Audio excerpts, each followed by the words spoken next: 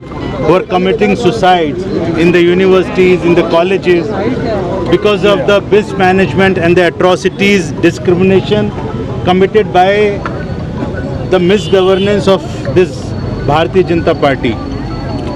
We condemn this, and I appreciate the efforts of Tamil Nadu SC Department, the chairman is MP Ranjan, who has taken this initiative to raise the voice against this discrimination on the students of this country.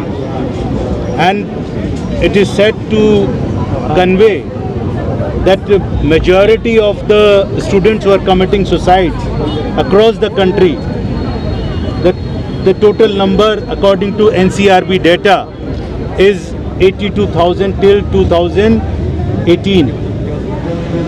After that, if we add for previous years also, that suicide number will increase to 1 lakh.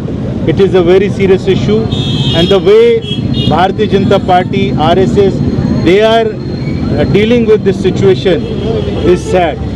I would like Ranjan to speak in the local language for more people to understand what this serious issue is all about. Okay, center on.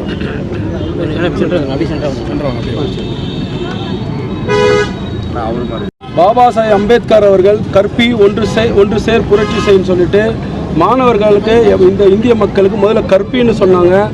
இன்றைக்கி வந்து தலித் மக்கள் எல்லாமே வந்து பார்த்திங்கன்னா கல்வி மூலமாக வந்து இன்றைக்கி வந்து பல முன்னேற்றங்கள் அடைஞ்சிட்டு வராங்க.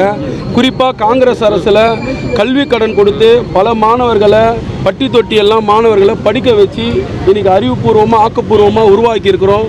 ஆனால் கடந்த 10 ஆண்டுகளாக மோடி தலைமையிலான பாசிச பாஜக ஆட்சியில் தலித் மாணவர்கள் பாதிக்கப்பட்டு வராங்க. குறிப்பாக வந்து மத்திய பல்கலைக்கழகங்களில் முதுநிலை படிக்கிற மாணவர்கள் வந்து தற்கொலைக்கு தூண்டப்பட்டு வராங்க.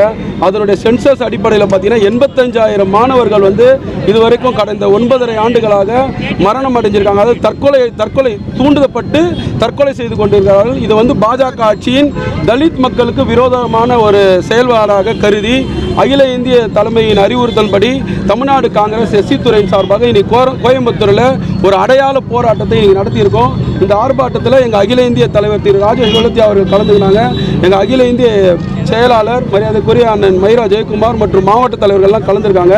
இது ஒரு தொடக்கமாக இந்த அடையாள போராட்டமாக இங்கே கோயம்புத்தூரில் நடத்தியிருக்கோம். இந்த செயல்களை வன்மையாக கண்டிக்கும் வகையில் தமிழ்நாடு முழுவதும் அனைத்து மாவட்டங்களிலும் இந்த போராட்டத்தை தொடர்ந்து நடத்துவோம். அது மட்டும் இல்லாமல் இதை நோக்கி எங்கள் அகில இந்திய தலைவர் டெல்லியில் ஒரு பெரிய மாநாடு, அதாவது ஒரு பேரணியாக மோடி அவர்கள் வீட்டை முற்றுகையிடும் மாதிரி மாணவர்களுக்கு நீதி கேட்டு மோடி அவர்கள் வீட்டை முற்றுகையிடும் போராட்டத்தை எங்கள் தலைவர் இலோத்தி அவர்கள் தலைமையில் குறைந்தபட்சம் 10,000 பேர்களை திரட்டி நாங்கள் நடத்துவோம் என்பதை இதன் மூலமாக தெரிவித்துக் கொள்கிறோம்.